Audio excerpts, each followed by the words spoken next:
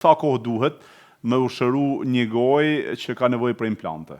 Apo tjetra, sa kohë duhet një person që ka dëshirë me vendos veners. Pra ajo ka gojën e shëndosh, por do me vendos veners për më dok më bukur. Sa duhen për implante dhe sa duhen për veners? Për implante nuk është më si ka qenë përpara. Do më thonë na që shumë vite e vendosim implantin ose implantet, edhe të njëjtën kohë bëhet ngarkimi me një hershëm apo si thonë immediate loading.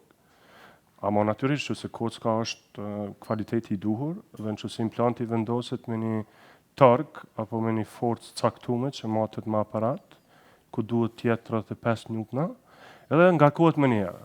Praktikisht, në tonë qesim implantin edhe dhëmbjen njëjtën ditë. Apo implantet edhe urën njëjtën ditë. Edhe pastaj shërimi zgjat 3 deri në 3 muaj e gjys. 3 deri në 3 muaj e gjys. Pacienti ka dhëmbët. Kjo është altin njësoj si këmba thyrë, ku kockat për shembull që thehen e krijojnë një kallus, ajo thirret kockë repërat, ku ngjitet, edhe përpara këmbën e thyrë për shembull kanë marrë 6-7 javë në gips. Që mu shëru. Mirë po çka ka ndodhur? Ajo është ngjit gjatë asaj kohe. Mirë po tash momentin që ti nuk e marr gipsin 6-7 javë, po e marr një javë, dhe mas një javë me longet ec ka pak apo shkel nga pak, ama shumë pak, dhe më thonë me mikrona, atëherë çaj kallusi, dhe më thonë shpejtohet lidhja me kockën. Shumë, dhe më thonë lidhet për 4 javë. Njëjtë është edhe implanti për kockën lartë. Absolutisht. Në momentin që ti kafshon nga pak, dhe më thonë e stimulon ngjitjen e kockës për rreth implantit.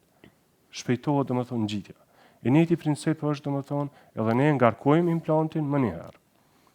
Edhe mas 3 muaj e gjys, atëherë hekim provizorët edhe I vendosin të hershmet.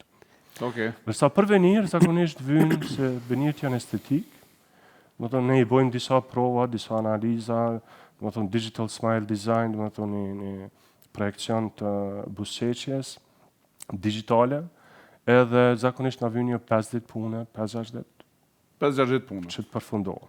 Përfundojmë, I provojmë disa herë, shohim a janë mirë, bëjmë ndryshime derisa të mbrim deti finalit.